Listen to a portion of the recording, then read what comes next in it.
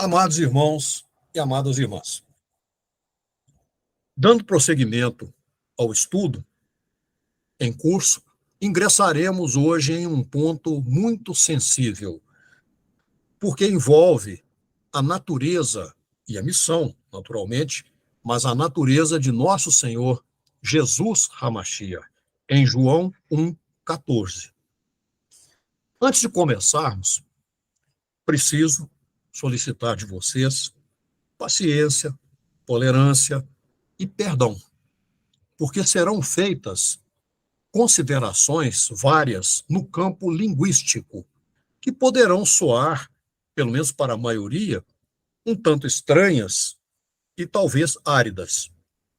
No entanto, como vocês perceberão, essa abordagem é indispensável para nós formarmos um entendimento correto dos textos a serem analisados, o qual constituirá um fundamento sólido para a exegese que estamos construindo.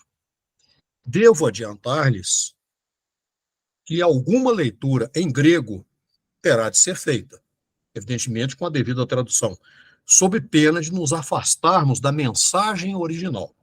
Peço-lhes, mais uma vez, perdão por isso. Leiamos, então, agora a passagem inicial. João 1,14. Vou fazer uma leitura mesclando português e grego, quando pertinente. Então, vamos ler João 1,14. E a palavra, ou, se quiserem, o verbo, o logos, tornou-se carne e habitou, acampou, lançou tenda, tabernaculou entre nós. E contemplamos essa meta, vimos de perto sua glória na pessoa do unigênito do Pai, cheio de graça e de verdade. Muito bem. Vamos voltar à leitura, colocando algumas palavras em grego para podermos prosseguir. E a palavra, que é a melhor tradução, mas se quiserem utilizar o termo verbo, não está errado. Tornou-se, virou carne, sarx egeneto, em grego. Nós vamos explicar isso de maneira bem detalhada, porque essa tradução é cheia de armadilhas, como nós vamos ver aqui, como muitas pessoas aqui presentes já sabem, porque talvez já tenham lido essa passagem de forma tendenciosa. Outra coisa, o verbo que está logo em seguida, então a palavra virou ou tornou-se carne e lançou tenda, acampou entre nós. Não é habitou, é muito mais do que isso. Tornou-se nosso companheiro, viveu perto de nós, entrelaçado conosco.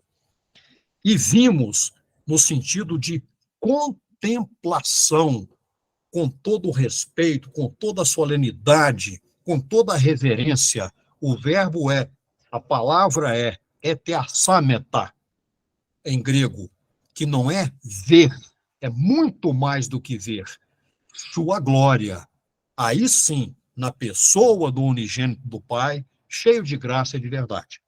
Estou repetindo isso de propósito, vocês vão entender por quê. Então, vamos continuar. A primeira observação no campo linguístico que preciso fazer é sobre o verbo egeneto, que está ali, quando João escreve sarx egeneto, virou carne, tornou-se carne.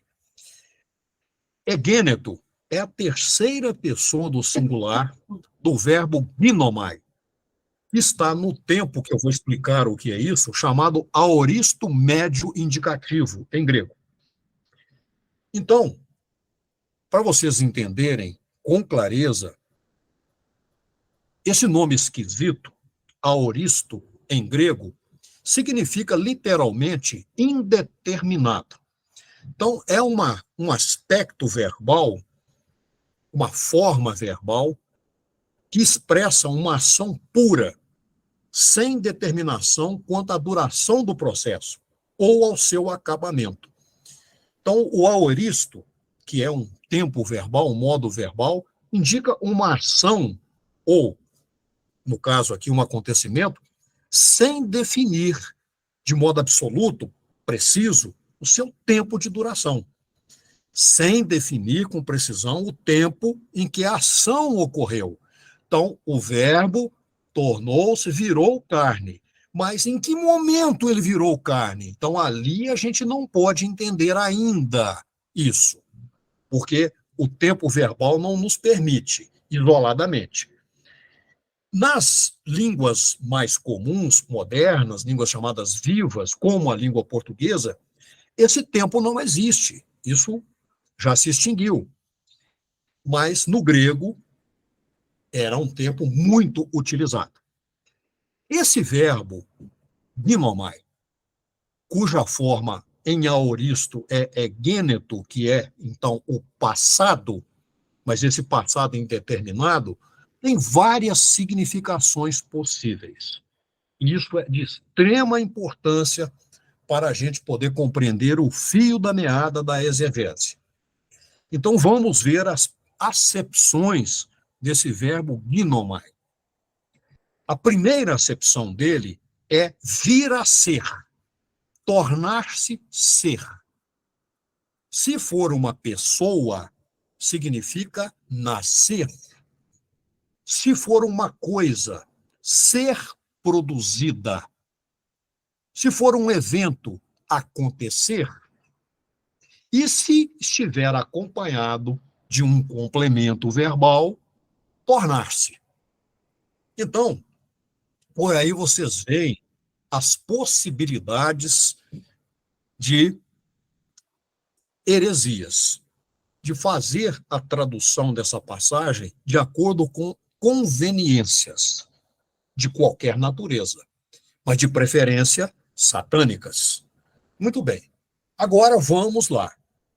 Eu comentei o verbo ginomai no seu aspecto aoristo, é gêneto. Agora nós precisamos conversar sobre a palavra carne. O que significa carne em grego? Aqui eu preciso passar para vocês o seguinte. Talvez existam outras palavras em grego para expressar o conceito de carne, mas eu conheço duas. Então eu vou comentar aquilo que conheço. Se vocês depois quiserem pesquisar, fiquem à vontade. Eu conheço duas palavras em grego que expressam o conceito de carne. Um deles é esse que João usou, sarx. O outro é kreas, que são equivalentes, tanto sarx quanto kreas, com o hebraico basar, ou então bachar, que nós vamos comentar aqui. Mas qual é o significado da palavra carne? O que isso significa? Tanto no grego, quanto no seu equivalente em hebraico. Na Aliança Renovada, ou se vocês quiserem chamar de Novo Testamento, Nova Aliança, é utilizada a palavra sarx para expressar carne, que é derivada de uma outra palavra chamada sarô, que significa remover, limpar, varrer, por exemplo. Mas a palavra sarx, ela, propriamente dita, indica essa parte macia do corpo vivo, ou seja, aquilo que não é osso, e é permeada com sangue, tanto nos seres humanos como nos animais. Mas significa também corpo. Pode ser o corpo de uma pessoa, pode ser o corpo de um animal, pode ser o corpo de uma planta, pode significar a natureza animal de maneira genérica, pode significar a própria criatura viva, o próprio ser humano. aqui na Terra, ou pode denotar simplesmente a natureza humana terrena. Então, existem várias acepções dessa palavra. De novo, aqui, abre a possibilidade de que interpretações absurdas, contrárias à sã doutrina, sejam aplicadas. Então, vamos resumir isto aqui.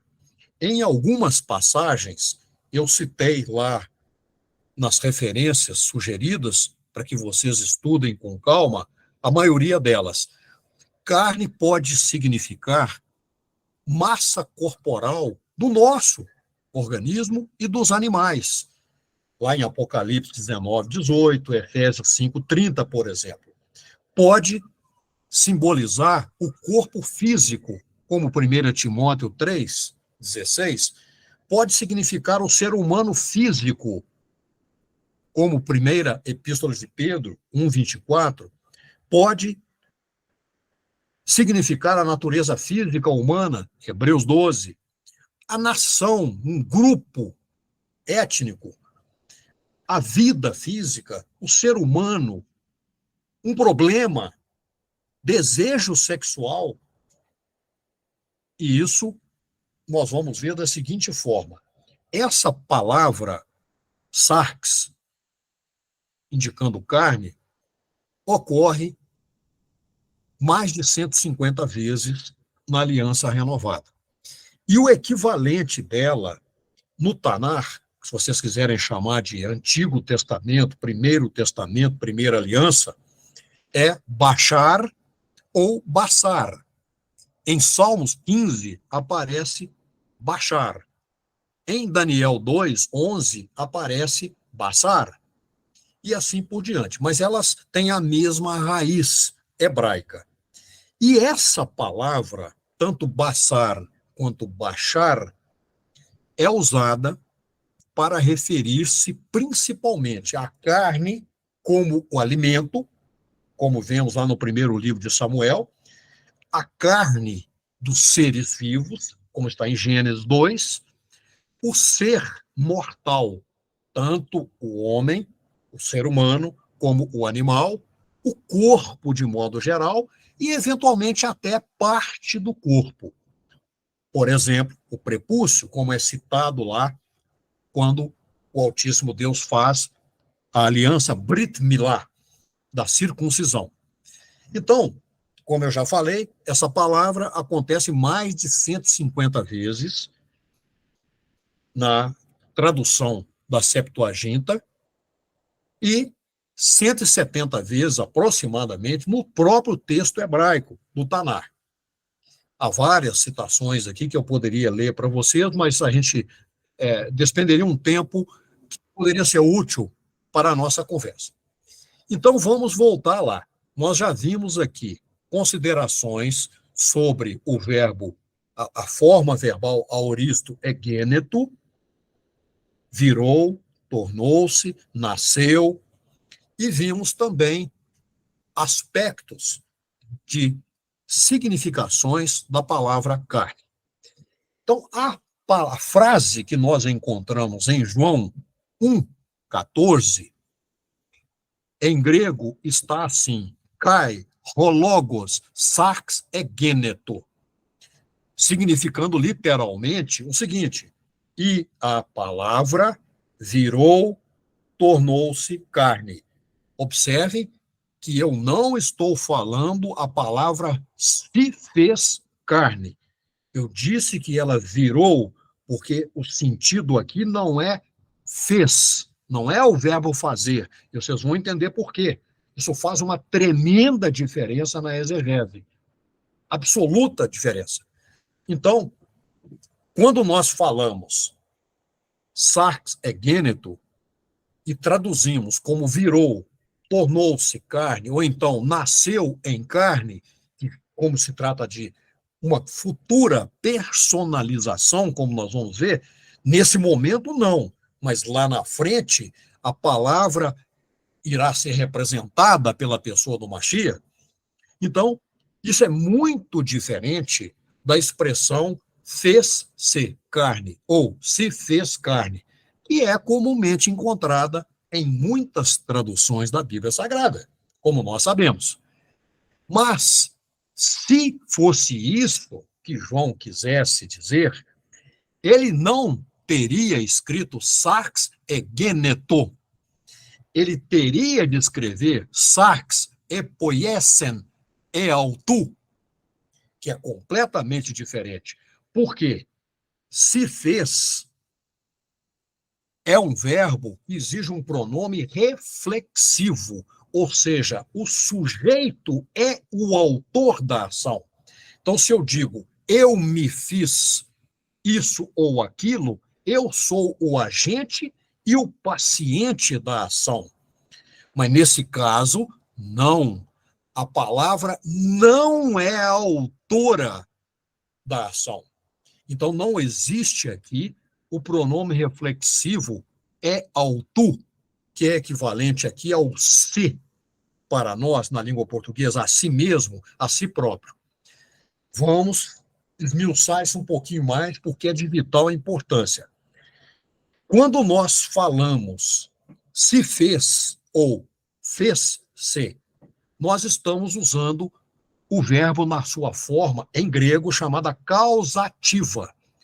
Ou seja, o sujeito está causando a ação e o seu resultado.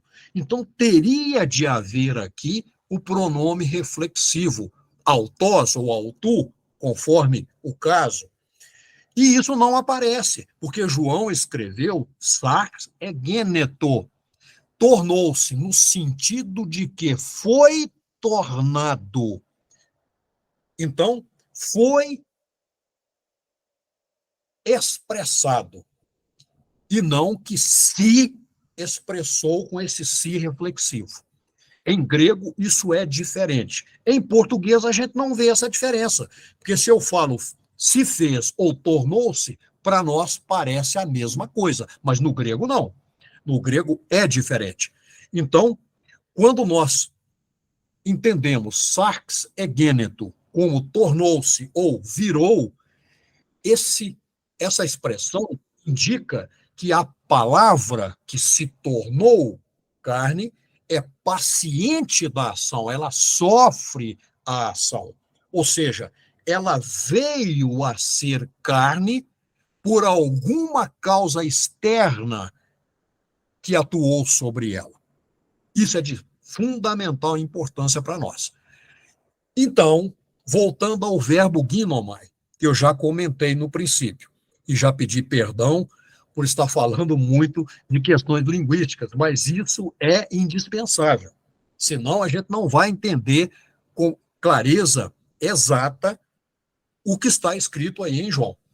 Então, uma das expressões, das definições de ginomai, que é o verbo que no aoristo se diz gêneto, é vir a ser. Então, o texto poderia ser traduzido, para a gente entendê-lo melhor, da seguinte maneira: e a palavra foi tornada carne. Esse é o sentido que João quis transmitir, se a gente for interpretar as palavras dele. É um sentido mais exato de uma tradução, mas não foi feito assim. Mas, de qualquer maneira, foi tornado é o mesmo que tornou-se, se nós entendermos da forma que eu já falei. Muito bem.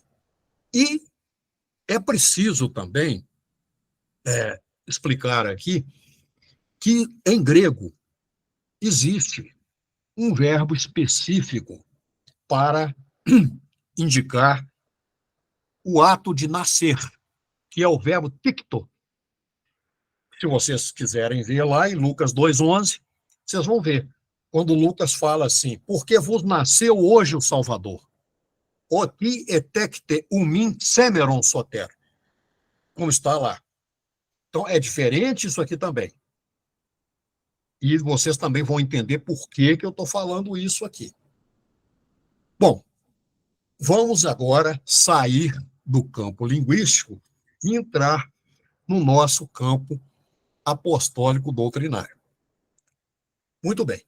Nesse verso 14, do seu capítulo 1, nós recebemos o anúncio da chegada gloriosa do Messias, do Mashiach, o unigênito do Altíssimo Deus, à terra, como homem.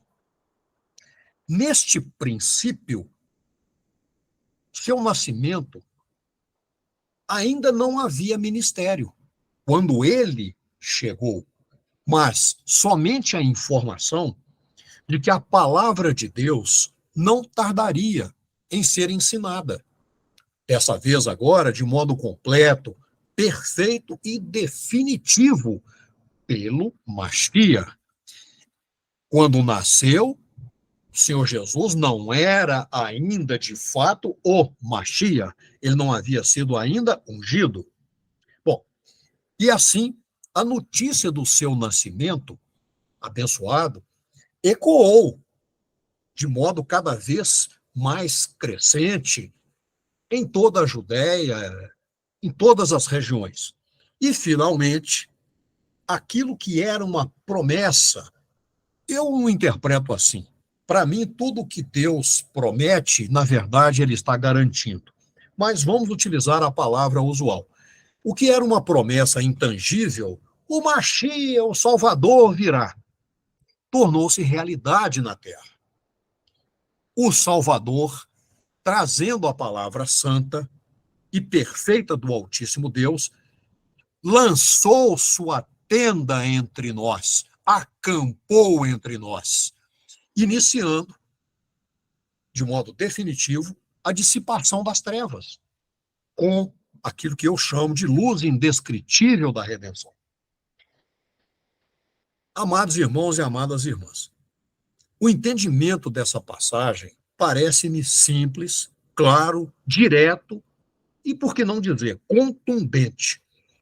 O nascimento do unigênito de Deus inaugura o cumprimento na pessoa de nosso Senhor Jesus do plano perfeito de redenção e nova criação, que existe desde sempre na presciência do Altíssimo Deus.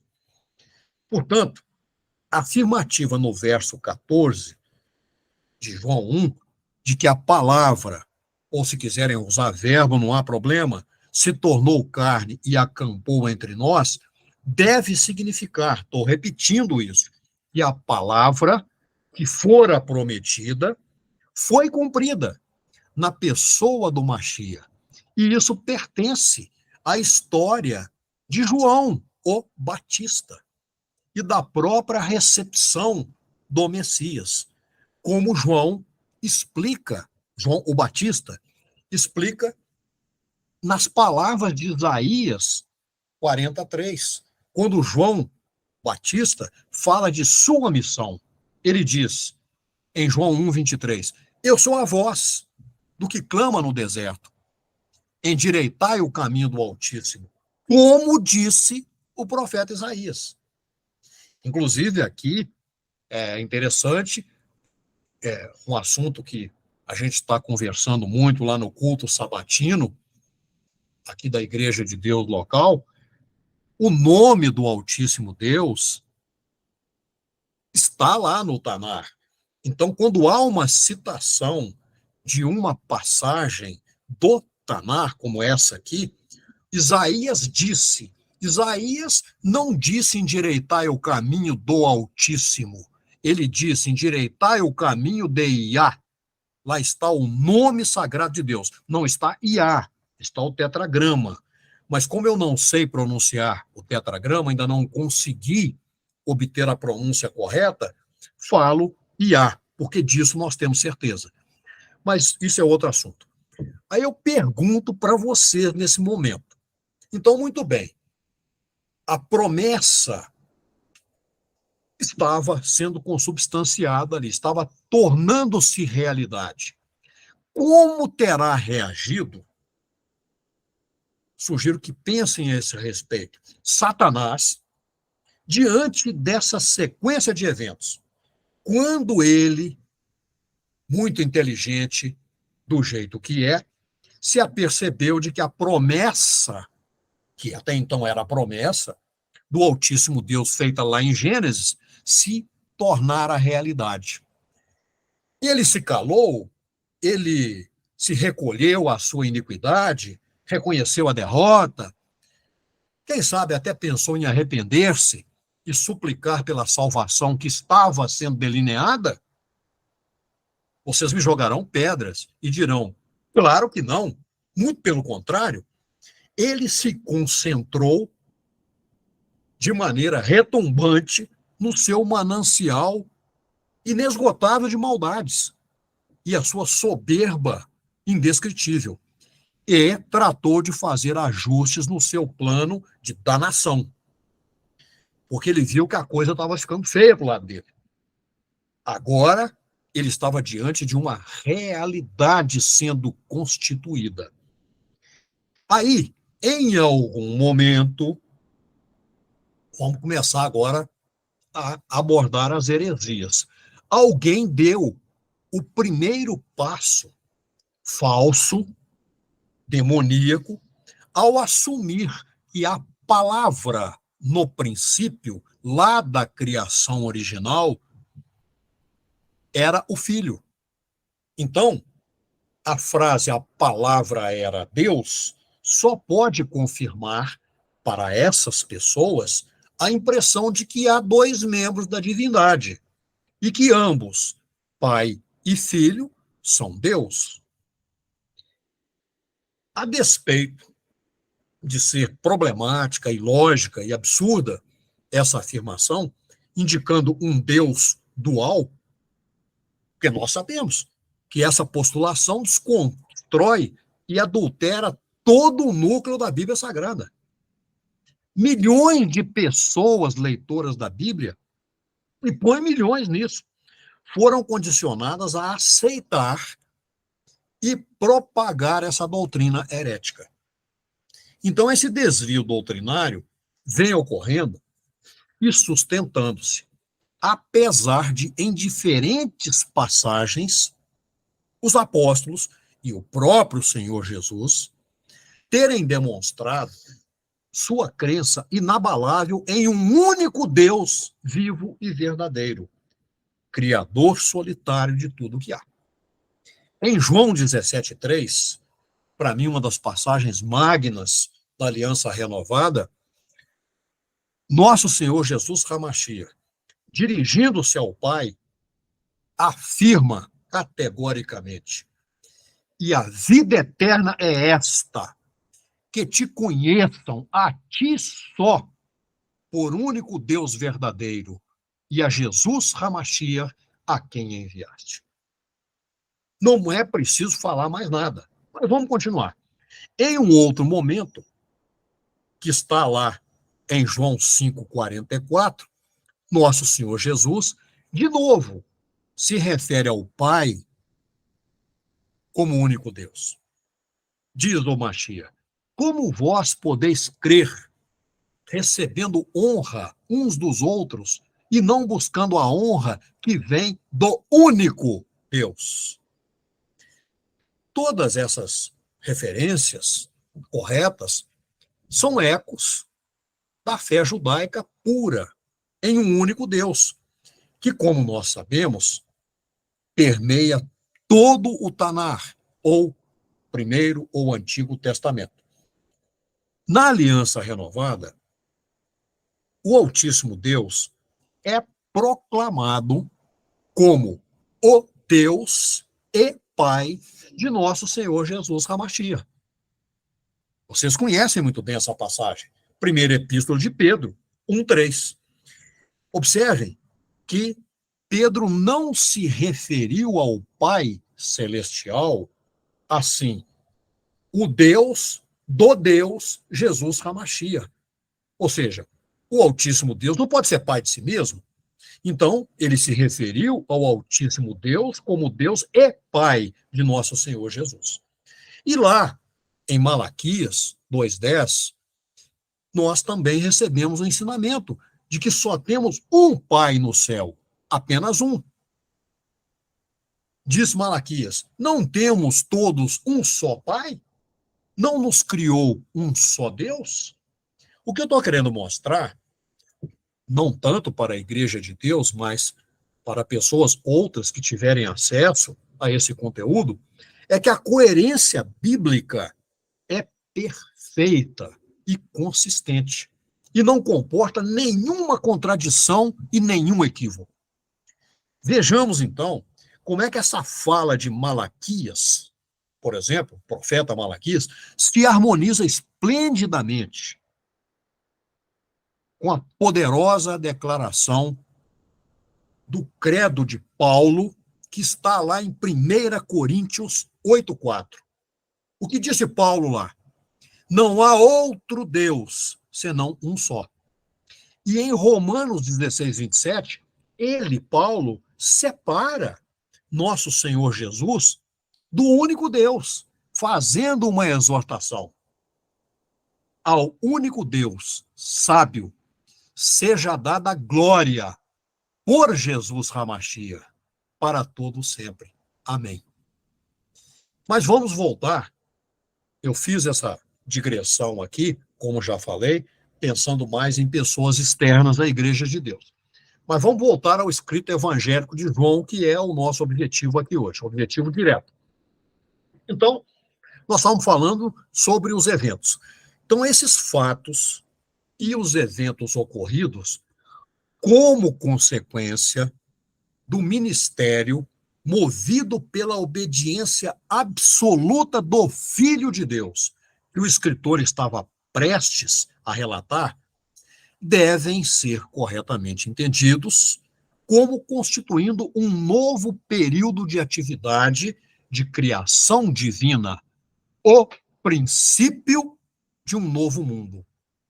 A intenção criativa de Deus, expressa por sua palavra, assumiu carne na pessoa de nosso Senhor Jesus, quando o Senhor Jesus nasceu, a fim de efetivar uma nova criação, que na era vindoura incluirá a vida eterna para as pessoas verdadeiramente crentes e redimidas.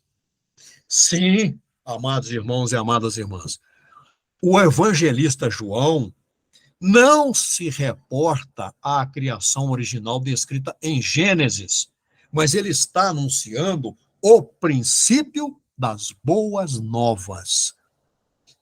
É importante nós considerarmos que os escritores da Aliança Renovada, ou se quiserem chamar de Novo Testamento, descrevem com clareza que o ministério de nosso Senhor Jesus Hamashia começa quando ele é batizado por João. Então, seu batismo demarca o início da Boa Nova e o iminente estabelecimento do reino de Deus. Lembremos que Marcos abre o seu escrito evangélico com as palavras: o princípio do evangelho de Jesus Hamashia. Lucas também inicia seu relato reportando-se ao princípio do ministério da palavra de Deus, e lá na abertura do livro de Atos, nós deparamos com a referência a esse evangelho, como tudo o que Jesus começou a fazer, principiou a fazer e ensinar. E João, na sua primeira epístola, agora vamos falar da epístola, João também se reporta à palavra como o que eles ouviram desde o princípio. Princípio de quê? Princípio do ministério de nosso Senhor Jesus Hamashia. Então João usa as palavras princípio, palavra, luz, veio a ser, não para descrever a criação original do universo, mas com a finalidade de relatar que o mesmo Deus de Gênesis, vou repetir, o mesmo Deus de Gênesis está criando um novo princípio, confirmando suas promessas, que eu chamo de suas garantias. Observe o seguinte: um grande número de versões da Bíblia para a língua portuguesa apresentam a seguinte tradução para João 1:2. No princípio era o Verbo, e o Verbo estava com Deus, e o Verbo era Deus. Ele estava no princípio com Deus. Outras trocam verbo por palavra, mas dizendo da mesma forma. Então, a interpretação comumente aceita dessa passagem fornece, pelo menos no meu entendimento, um suporte vital para a doutrina trinitária da divindade, compartilhada por Pai e Filho, e, eventualmente, Espírito Santo, na eternidade. Então, o Senhor Jesus é colocado como existindo desde sempre com o Pai e como co-Deus. A versão inglesa contemporânea, foi uma que eu pesquisei, ela vai, inclusive, muito além do que está escrito aí no grego e fala o seguinte, que a palavra era aquele que estava com Deus. Já coloca aí o seguinte, era uma pessoa, a palavra, que estava com Deus. Vocês veem aí que isso é uma aberração.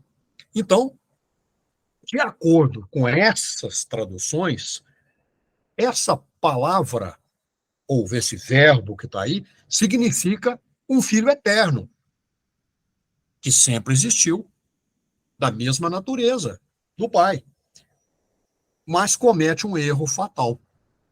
Porque o texto, se vocês pegarem qualquer manuscrito, e eu fiz uma pesquisa muito grande a esse respeito, você não encontram lá a seguinte expressão joanina. No princípio era o filho. Não está escrito isso. Está dizendo que no princípio era a palavra, não o filho.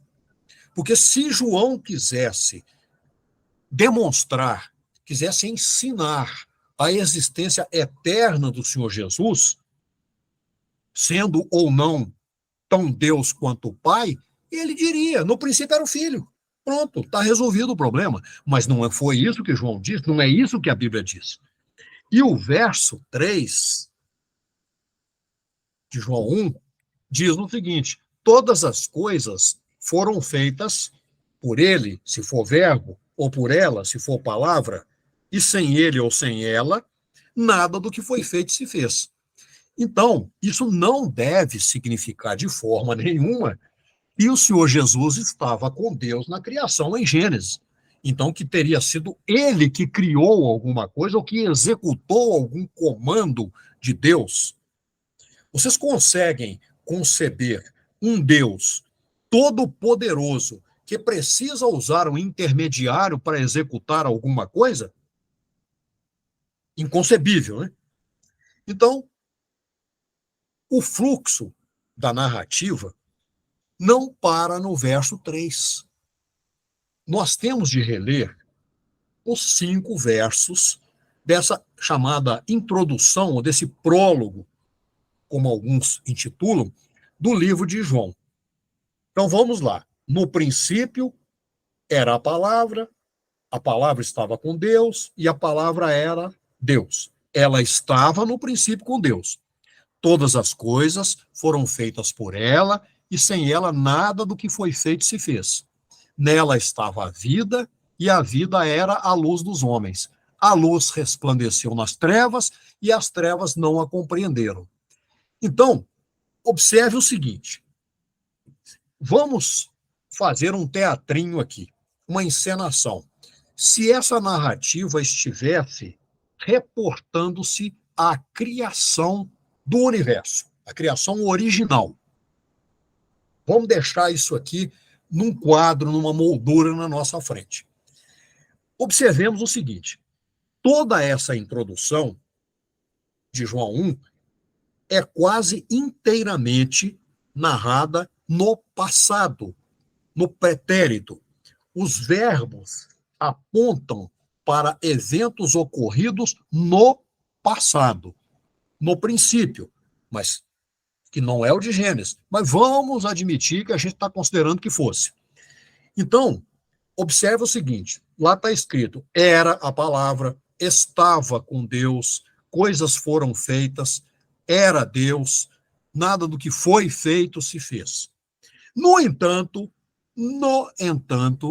os dois versos seguintes são apresentados da seguinte maneira: nele estava a vida, e a vida era a luz dos homens.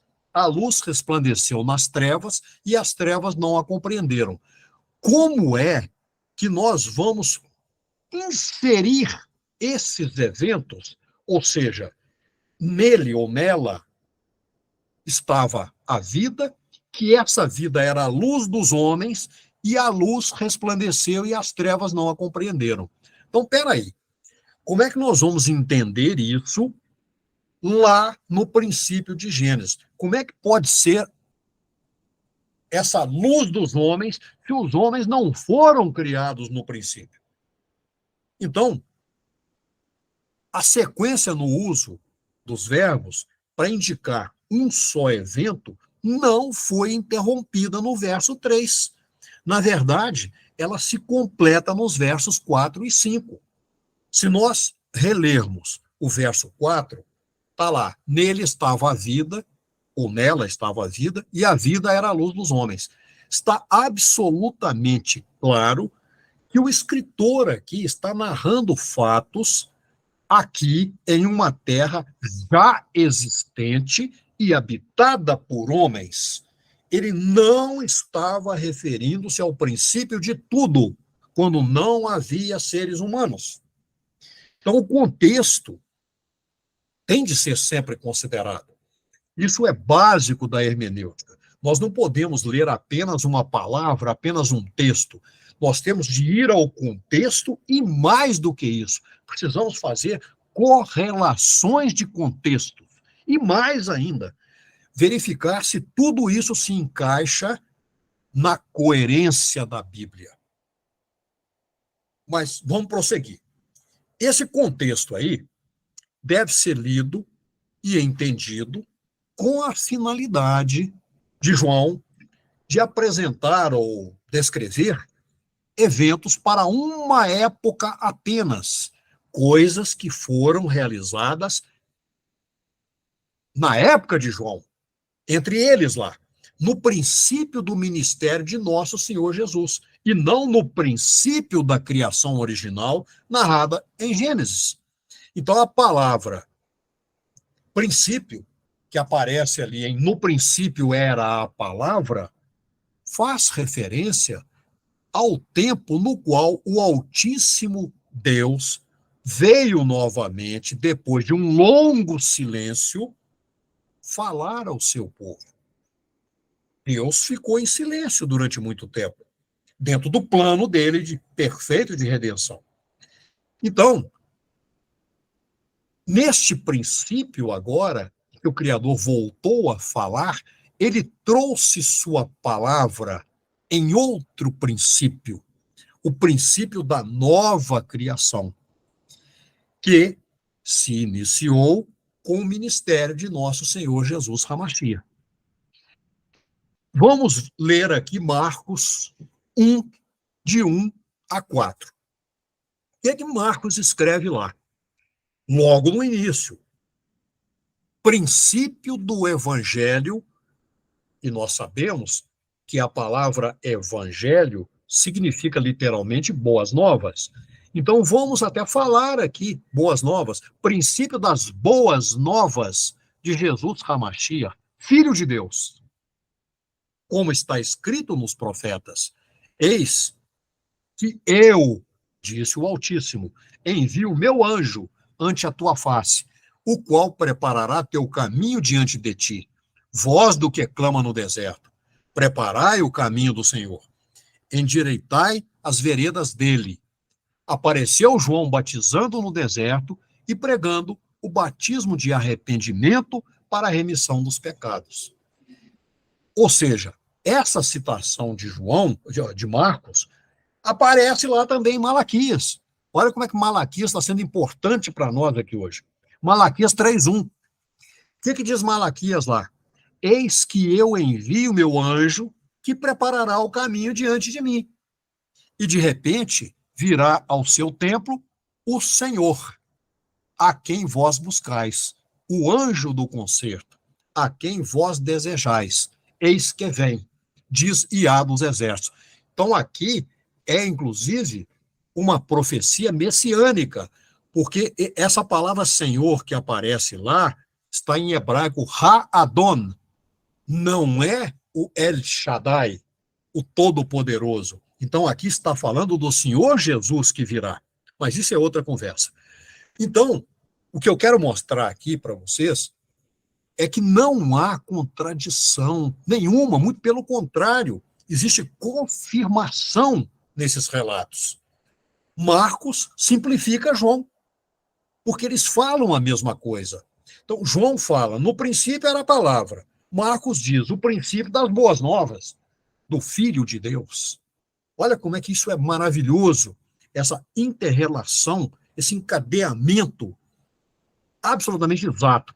O motivo dessa interpretação, que eu estou citando aqui, é visto logo no verso seguinte. Nós estamos falando de João 1 até João 5.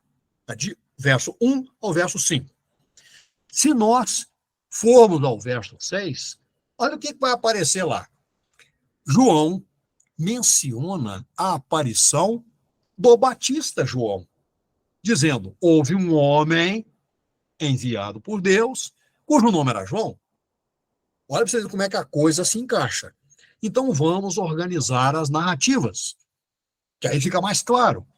No princípio, agora nós vamos organizar, vamos renarrar isso aqui. Havia notícias propagando-se sobre a vinda do Messias.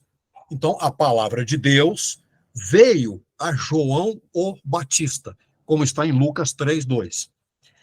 E se a gente comparar com o prólogo de Marcos, de novo, porque já foi lido aqui, está dito que um anjo é enviado e vai preparar o caminho. E aparece João, batizando no deserto e pregando o batismo de arrependimento. Os paralelos entre o começo da descrição evangélica de Marcos e João 1:6 são, como diria minha mãe, escancaradamente óbvios. A narrativa de Marcos reforça ainda mais a tradução de logos como significando a palavra falada em toda parte no princípio, sendo, inclusive, eco de no princípio era a palavra. Porque em Marcos 1:5 é dito que toda a província da Judéia que ouvia falar de tudo aquilo iam ter com João, o Batista. Então nós podemos dizer que isso significa que a palavra, também significando notícia a respeito da Boa Nova, estava sendo espalhada por todos os lugares. O aparecimento do Batista João nos escritos de João e de Marcos, para mim, é uma nítida evidência de que João descreve o mesmo princípio citado em Marcos. Mas a gente precisa fazer uma pergunta aqui. Por que João, o Batista, recebe tanto destaque nas duas introduções, quando o seu lugar nos 4 evangelhos, como um todo, não tem essa pompa toda, essa relevância toda? Vocês já pararam para pensar sobre isso? É porque ele não é outro senão o arauto da vinda de nosso Senhor Jesus. Esse era o papel dele, anunciar, preparar. Uma vez que o Senhor Jesus chegou, acabou o papel de João, agora é o ministério do Mashiach. E isso foi previsto, predito, profetizado por Isaías, lá no seu capítulo 40. Vamos ler de novo aqui, porque algumas palavras já foram lidas em outras passagens. Diz Isaías lá: eis a voz do que clama, preparai no deserto o caminho de Iá, endireitai no ermo uma estrada para o nosso Deus. Todo vale será levantado, e será abatido todo monte e todo outeiro, e o terreno acidentado será nivelado, e o que é escabroso, aplanado. A glória de Iá revelar-se-á, e toda a carne juntamente a verá. Pois a boca de Iá o disse, o próprio Deus disse isso. Isaías apenas transmitiu. E João, o Batista, confirma que o profeta Isaías falava dele, em João 1:23, quando o Batista diz assim: eu sou a voz do que clama no deserto, endireitai o caminho de Iá. Eu que estou falando assim, não está escrito na Aliança Renovada o nome Iá, tá, do Senhor, como disse o profeta Isaías. Então, todos os 4 evangelhos, todos eles, citam Isaías, seja em que capítulo for, e estão coesos, absolutamente coesos, ao declarar que a profecia de Isaías foi cumprida pela vinda do Altíssimo Deus ao mundo, na pessoa de seu Filho, nosso Senhor Jesus Hamashia. Mas vamos fazer aqui um parêntese. É interessante nós visualizarmos o evangelho escrito por João de uma maneira literária, de uma maneira poética, porque a formatação que João imprimiu em algumas partes do seu texto tem características poéticas. Então, eu considero oportuno e até essencial se a gente observar que nos 5 versos que nós estamos analisando aqui, João abrange, evidentemente de maneira muito resumida, sinóptica, toda a caminhada de nosso Senhor Jesus, do princípio ao fim. Se nós olharmos agora dessa maneira, tendo essa sugestão que eu dei, peço a vocês que me acompanhem, lendo de novo a passagem João 1, de 1 a 5. No princípio era a palavra estava com Deus, e a palavra era Deus. Ela estava no princípio com Deus. Todas as coisas foram feitas por ela, e sem ela nada do que foi feito se fez.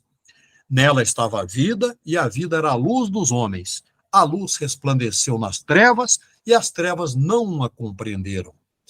Do ponto de vista literário, pura poesia, maravilhosa poesia.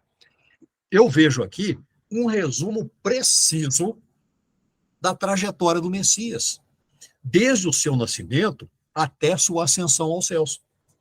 Infelizmente, mas isso faz parte dos planos de Deus perfeitos, ele subiu aos céus rejeitado pela nação de Israel, como sabemos.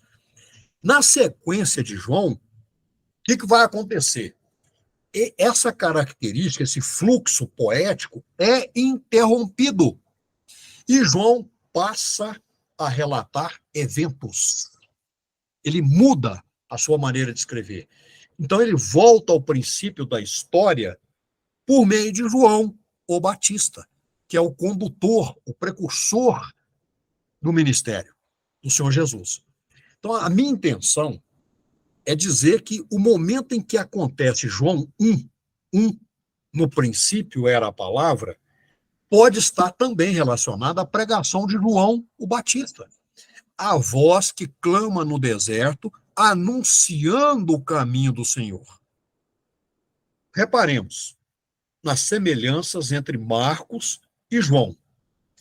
Marcos introduz o Batista João logo após afirmar o seguinte: princípio do evangelho de Jesus Hamashia, Filho de Deus. Aí é que ele fala: eis que envio ante tua face meu mensageiro, que há de preparar o caminho do Senhor. Então, João introduz João o Batista logo após o prefácio, houve um homem enviado de Deus, cujo nome era João.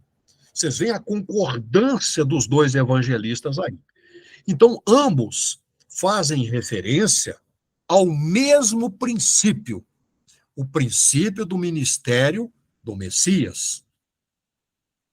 Então, vamos visitar o texto de Lucas também, porque ele faz alusão ao princípio, como os outros já mencionados. Lucas 1, de 1 a 3.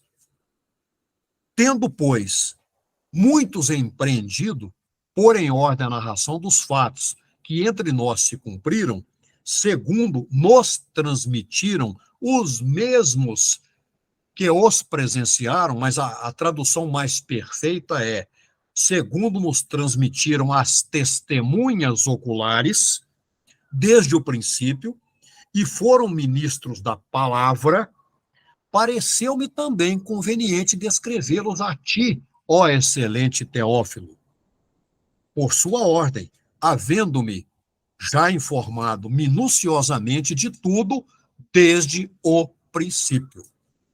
Mais claro do que isso, impossível. Então, Lucas usa a expressão no princípio para recuar até o nascimento de João Batista, o que é muito revelador e significativo, porque ele está enfatizando aqui o ministério do preparador, aquele que veio anunciar o Salvador. Então, nós devemos entender essa frase desde o princípio em Lucas como referência a fatos ocorridos entre os judeus, incluindo o ministério, é claro, do Senhor Jesus, que é a parte mais importante. Então, a frase desde o princípio deve significar desde o tempo em que o Mashiach começou a proclamar as boas novas do reino. E testemunhas oculares, que é essa expressão que está lá, autoptai, é a palavra que está lá no grego, não os mesmos que presenciaram, é testemunha, é uma coisa mais efetiva. Essa palavra deve designar aquelas pessoas que estiveram com o Senhor Jesus desde o início e, consequentemente, tiveram as melhores oportunidades de saber a verdade de cada fato. Irmão Eduardo. Oi. 5 minutos. 5 minutos. Obrigado, irmão. Muito obrigado. Mas vamos fazer uma visita agora à primeira epístola de João. Nessa carta, nós sabemos que parece, pelo menos parece, uma réplica do início do quarto evangelho no seu primeiro verso. Então, o que o João, primeira epístola de João 1:1 diz? O que era desde o princípio, o que ouvimos, o que vimos com os nossos olhos, o que temos contemplado e nossas mãos tocaram da palavra da vida. Aqui João esclarece tudo. Então, nós devemos considerar que a expressão desde o princípio ocorre 10 vezes nas cartas, que são todas pequenas, de João, nas epístolas que ele deixou. Na passagem 1:1, que eu acabei de ler aqui, foi empregada uma conexão entre a palavra da vida, que foi ouvida e vista com nossos próprios olhos e nossas mãos tocaram no princípio. Então, se o uso de desde o princípio em 1 João 1:1 constitui uma referência deliberada, que é o que parece, de volta a João 1:1, então o significado da palavra arche, que é princípio, como está lá no grego, em ambos os registros, é exatamente o mesmo. É indiscutível a conclusão de que o autor da primeira epístola de João, nessa declaração, no verso 1, pretende recordar o prólogo do seu evangelho, o evangelho que ele escreveu, melhor dizendo. Então, como é que se pode entender que a expressão enarque, ou no princípio, em João 1:1, tem qualquer alusão à criação original. Isso é um total absurdo. Por quê? Essas cláusulas citadas aqui na epístola de João se referem ao testemunho apostólico sobre a carreira terrena do Senhor Jesus. Então, isso é muito mais consistente com o contexto para nós entendermos o significado da palavra arche, princípio, como uma menção, sim, ao início do ministério terreno de nosso Senhor Jesus, que marca o início de sua autorrevelação aos seus discípulos. Então, nos 4 escritos evangélicos, todos os autores estão tratando do mesmo princípio. João 1:1, no princípio era a palavra. Marcos 1:1, o princípio das boas novas. Lucas 1:1, desde o princípio. 1 João 1:1, no princípio, a palavra da vida. Então, no tocante a Lucas, nós devemos ter em conta que ele é o escritor do Evangelho que estava ocupado em ressaltar que havia inquirido as testemunhas, aquelas pessoas testemunhas oculares e ministros da palavra. E Marcos também enfatiza a palavra princípio. Até mesmo Mateus não deixa de ter seu conceito de começo, porque ele abre a sua narrativa evangélica com uma genealogia, ou seja, o princípio, a gênese de Jesus Hamashia. Então, os 3 chamados evangelhos sinópticos são abertos com Jesus, registrando eventos de sua vida entre nós. Então, eu pergunto a vocês, todos os 3 evangelhos sinópticos são abertos, registrando, estou repetindo, eventos da vida do Senhor Jesus entre nós. João teria sido uma exceção solitária e teria, então, iniciado o seu registro evangélico citando Gênesis? O que isso teria a ver? Bom, como nós já fomos interpelados pelo amantíssimo irmão Cronarca em memória, e ainda temos algumas coisas pela frente, para que não nos cansemos, vocês e eu, a minha proposta é nós pararmos por aqui e continuarmos na próxima oportunidade. Porque senão a gente invadiria bastante aí a parte escura do Shabat. Eu comecei a ficar empolgado aqui e existe uma intenção subjacente a essa preleção aqui hoje, e eu não posso deixar de fazer isso, portanto ficaria muito longo.